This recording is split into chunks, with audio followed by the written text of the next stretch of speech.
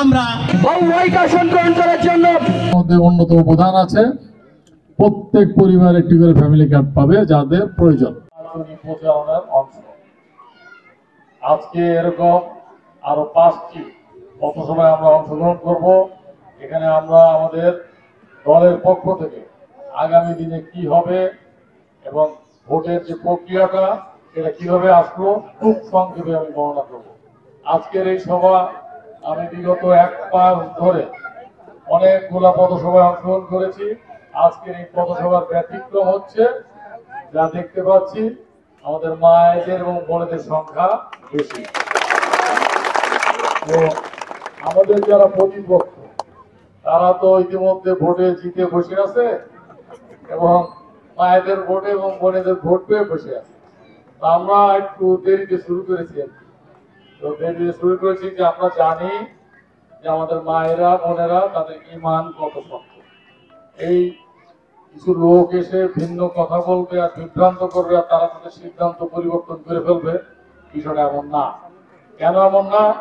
আপনারা জানেন দীর্ঘ 17 বছর আমরা বাংলাদেশ জাতীয় দল অর্থাৎ বিএনপি সংগ্রাম করেছি কিসের জন্য?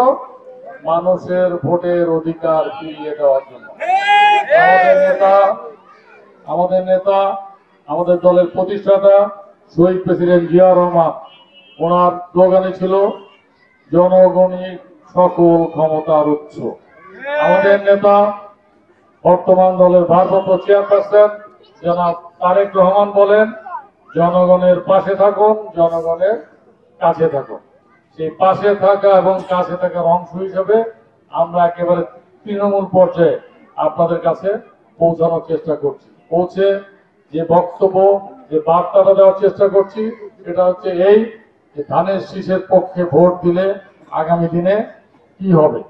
আমরা যেটা বাস্তবায়ন যোগ্য না, যে জিনিস আমার দেওয়ার ক্ষমতা নাই, সেই জিনিসের কোনো প্রতিশ্রুতি আমরা দিব না। আমরা প্রতিশ্রুতি সেই জিনিসই দিব যেটা আমরা চেষ্টা করলে, যেটা কাজ করলে দেওয়া সম্ভব। যেমন এই 5 নম্বর ওয়ার্ডে একটি প্রাইমারি স্কুল হওয়া উচিত, এটা করা সম্ভব, এটা করা সম্ভব। এখানে একটি কালভার্ট আছে, এটা নির্মাণ করতে হবে, এটা অবশ্যই করা সম্ভব। আমাদের দল ক্ষমতা আসলে সবার আগে এই কাজটা করা হবে। আমরা এই প্রতিশ্রুতিগুলো দিতে চাই এবং সাথে সাথে এই প্রতিশ্রুতিগুলো রক্ষা করতে চাই।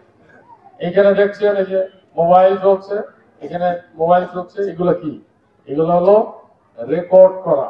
আমি যে কথা বলে যাচ্ছি, আমার নেতৃবৃন্দ যেসব কথা বলছেন, এই রেকর্ডটা এই জন্য করতে হবে যে আজ থেকে 5 বছর পর আবার যখন একটা নির্বাচন আসবে, আমাদের দেওয়া প্রতিশ্রুতিগুলো যদি আমরা পালন না করি, তাহলে এই ভিডিও এবং অডিও দেখাবেন এই 5 বছর আগে কথা বলে গেছেন, আপনারা সঠিক কথা বলেন না এবং আপনাদেরকে ভোট দেব না।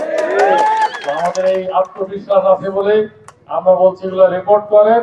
ইনশাল্লাহ আমরা যেটা বলি 100 ভাগ না পারলেও 80-90 ভাগ আমরা পালন করব এবং যেটা পালন করতে পারবো না সেটা অন্তত শুরু করে যাব।